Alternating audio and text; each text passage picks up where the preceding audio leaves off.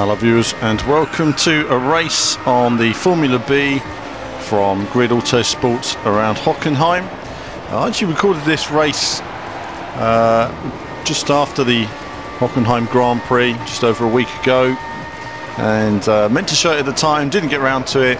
Didn't have a great deal of practice, so don't expect any wonder lap times here. This was just a casual bit of fun around the circuit, and it's surprisingly difficult when you move from the Assetto Corsa 98T to back to Grid Autosport again. It can be quite tricky getting used to it. Sort of style of handling. One thing you'll note is the early Formula B video I did racing around the A1 ring.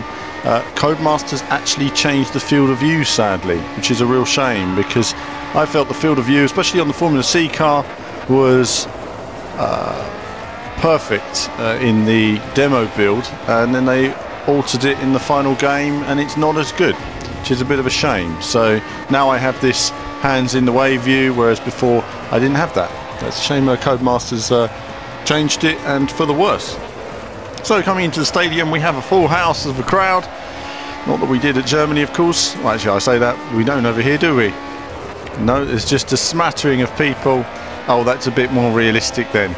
There we go. And sadly, I've been looking into that. It seems to be one of the reasons is ticket prices. A lot of people complain about in Formula 1, and also the lack of being able to use fan vision. Quite an interesting one that's been brought up to me.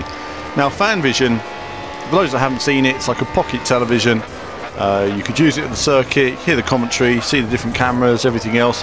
And for motorsports, you really need that, because obviously cars come past, they go by, they vanish around the other half of the circuit. You don't know what's happening. The car doesn't come round again.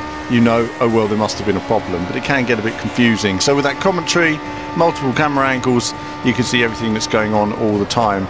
And that's not been replaced. There's meant to be a Wi-Fi system installed by the FIA or by FOM at the circuits. It's not happened.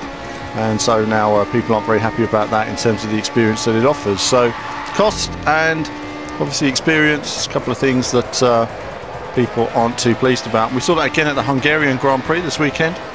Obviously good result for Daniel Ricciardo. What a fantastic drive from him. For my driver of the day was probably still Fernando Alonso. That guy has he gets that car around and he's doing such a fantastic job. And you can see in comparison to Kimi, his teammate, just how well Fernando is doing with that car. Fantastic to see. Lewis holding on to his third place and not letting Nico pass.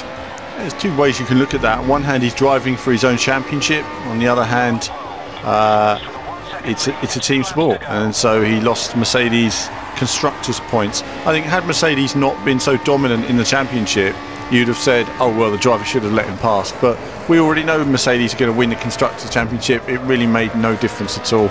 Constructors' Championship is done.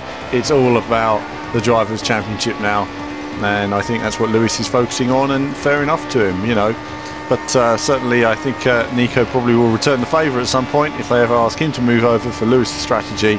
But I do feel that in the second half of the season the gloves will be off, as I'm still trying to find my breaking point there. Oh, little touch, not too bad, got away with it on this final lap.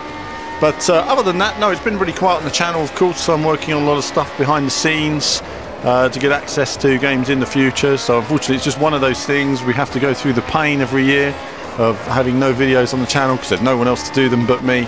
But I'm hoping in the next sort of couple of weeks that all sorts itself out, and we have some crew content coming up this week, as well as some more content of Assetto Corsa, and then perhaps some other exciting stuff as well coming very soon. So I'm certainly working hard behind the scenes, but I thought I'd just have a little ramble while we're looking at a bit of Hockenheim action. I come around these final two corners. That's it for this race, and as ever there'll be more from me very soon.